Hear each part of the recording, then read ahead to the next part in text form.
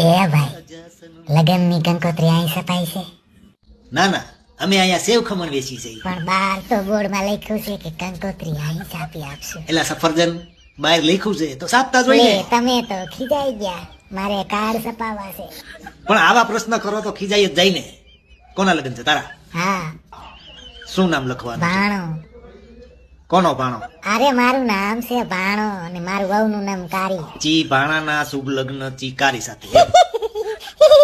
હા એમ, મને કેવી સરળ ભાવે. કારી ને બેકારી મારી ગઈ લાગે છે તારા જેવો ભાણો ભટકાવ. અને બોલો લખજો હો ને. હું મારા મામાના લગ્નમાં જલુલ ને જલુલ આવજો. કેવડો છે તારો ભાણો? હોલ વરનો.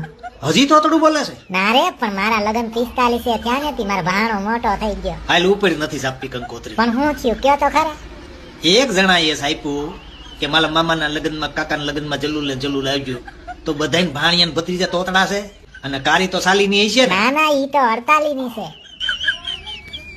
તું જા ભાઈ, નથી સાપતી તારી કંકોત્રી, ભલે મારે બેકારી આવે.